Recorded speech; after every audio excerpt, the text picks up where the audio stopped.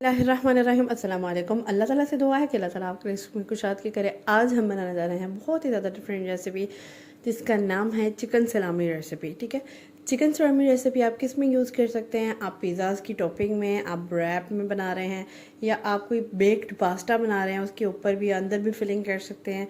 उसके अलावा बर्गर में भी और हर चीज़ में आप चिकन सलामी यूज़ कर सकते हैं। ठीक है, इसको बनाने के लिए सबसे पहले मैंने क्या किया है, हाफ ब्रेस्ट पीस ले लिया। ब्रेस्ट पीस को मैंने छोटी छोटी कटिंग कर ली है ताकि वो इजीली चॉप हो जाए। ठीक है, मैंने क्या किया, उसके बाद मैंने ऐड किया है नमक। 1 टीस्पून मैंने नमक ऐड कर देना है। सॉल्ट टू टेस्ट आप ऐड कर लीजिए। ठीक है, हाफ टी स्पून मैंने इसमें लहसुन पाउडर का ऐड किया। आप नॉर्मल जो पेस्ट बना के आप वो भी ऐड कर सकते हैं, कोई मसला नहीं है। ठीक है, अच्छा इसके बाद मैंने क्या ऐड किया इसमें, लहसुन पाउडर के बाद मैंने इसमें ब्लैक पेपर ऐड किया। ब्लैक पेपर जो है ना वो मैंने 1 टीस्पून ऐड किया है। और साथ ही साथ हम इसमें ऐड कर रहे हैं चिकन पाउडर। चिकन पाउडर आपने ना 1 टेबल स्पून ऐड करना है, क्योंकि मेरे पास टीस्पून ही मैंने पकड़ा हुआ था, उसके अकॉर्डिंग मैंने 2 टीस्पून जो है ना वो मैंने ऐड कर दिया। 1 टेबल स्पून के अकॉर्डिंग हो जाएगा। ठीक है, ब्लैक पेपर ऐड किया है तकरीबन वो हाफ टी स्पून मैंने आपको बताया, वो ऐड कर दिया है। उसके बाद मैंने ना ये कुटी हुई लाल मिर्च ऐड की है। ठीक है, कुटी हुई लाल मिर्च पिंच पिंच से थोड़ी सी ज़्यादा, मतलब हाफ ऐड कर दें, इससे ज़्यादा नहीं ऐड करनी, क्योंकि इसमें स्पाइसेस जो होते हैं ना वो बिल्कुल नॉर्मल होते हैं, इतने ज़्यादा स्पाइसेस नहीं होते, इसलिए हम भी उन नॉर्मल स्पाइसेस की तरफ ही जाएंगे। ठीक है, अगर फिर भी आपका दिल कर रहा है स्पाइसेस ऐड करने को तो इट्स अप टू यू, आप डाल सकते हैं। अच्छा, इस तरह से मैंने एक फ़ाइन पेस्ट बना लेना है। फ़ाइन पेस्ट बनाने के बाद ना मैं इसको सेपरेट कर रही हूँ। ठीक है, क्योंकि हाफ़ पोर्शन मैं किसी और तरह बनाऊँगी और हाफ़ पोर्शन किसी और तरह, आप एक तरफ ही बना सकते हैं। मैं थोड़ा सा इस तरह थोड़ा ना इसमें चेंजिंग लेके आ रही हूँ। अच्छा, इसमें अब क्या करना है, मैंने चिल्ड वाटर ऐड कर देना, ठंडा पानी बिल्कुल मैंने ऐड करना है। वो मैंने फ्रीज़र में रखा हुआ था। ठीक है, वही वाला बर्फ़ वाला पानी मैंने ले लिया और इसका ना आपने एक फ़ाइन सा पेस्ट बना लेना है ना इस फॉर्म में कुछ। अच्छा, अभी भी मुझे कुछ कम लग रहा था पेस्ट, क्योंकि अच्छी तरह से ना वो घुला हुआ पेस्ट नहीं होता, वो नहीं लग रहा था, थोड़ा ना ऐसा लग रहा था सेपरेट सेपरेट है। तो इस फॉर्म में मैंने थोड़ा सा और पानी ऐड किया, तकरीबन 4 to 5 सर्विंग स्पून डलेंगे ऑलमोस्ट, तो उस हिसाब से आपका पेस्ट बन जाएगा। मैं पेस्ट की थोड़ी लुक आपको आगे दिखा चल के बताती हूँ कि किस तरह का पेस्ट होना चाहिए, उस हिसाब से ना आपको पता चल जाएगा कितना।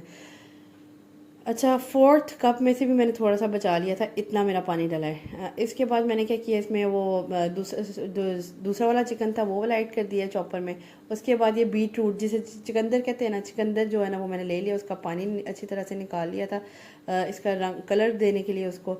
इस तरीके से जब आप गोल गोल स्पून को हिला रहे हैं ना तो ईजिली वो मिक्स होना चाहिए। अच्छा, ये जो है ना थोड़ा सा मुझे ना कम मिक्सिंग लग रही थी, तो मैंने क्या किया, इसमें थोड़ा सा चिकंदर और ऐड करके ना इसको थोड़ा सा और ना, मैंने इसको थोड़ा गुला हुआ नहीं लग रहा था, ये ऐसे लग रहा था थोड़ा सेपरेट सेपरेट। वो ऐसे मिक्स कर रही थी ना तो बिल्कुल ऐसे लग रहा था गुला गुला सा है, ऐसे घुल मिल गया उन चीज़ों में ना। इस तरह से देखें, इस तरह से इसकी लुक होना चाहिए, इससे ज़्यादा आपने पता नहीं करना और इससे ज़्यादा थिक थिक भी नहीं रखना आपने।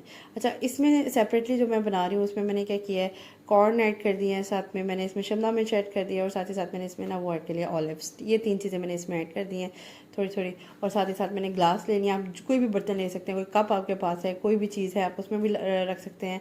मैंने क्या किया, इसको अच्छी तरह से ना इसकी ऑयलिंग कर दी है पूरे ग्लास में ना ब्रश के साथ। अब आपने मिक्सचर डालना शुरू कर दिया है। मिक्सचर डालते हुए आपने ये मेक श्योर करना है कि इसमें ना एयर बबल्स ना हो। एयर बबल्स मतलब कहीं कहीं ना जब आप चीज़ ऐड कर रहे हैं ना इसका मिक्सचर, तो आप अच्छे से प्रेस कर लें।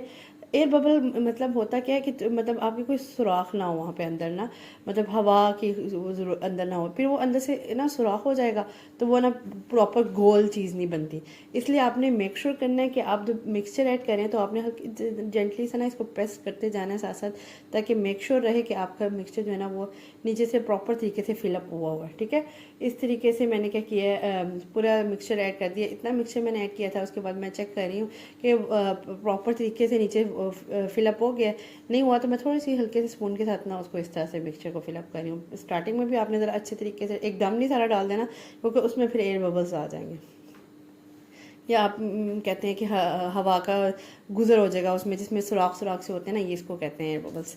अच्छा, इस तरीके से मैंने ऊपर बटर पेपर से कवरिंग कर दी है, नीचे में मैंने रुमाल रख दिया। ऊपर मैंने इतना पानी ऐड करना है कि हाफ गिलास से थोड़ा सा नीचे रहे आपका पानी, हाफ गिलास से ऊपर नहीं आना चाहिए आपका ना, नीचे नीचे रहना चाहिए, हाफ गिलास से नीचे। कुछ समझ आ रही है? मैं आपको रख के भी दिखाती हूँ इस तरफ में, देखिए हाफ गिलास से ऊपर नहीं आ रहा, हाफ गिलास से नीचे ही मेरा पानी है।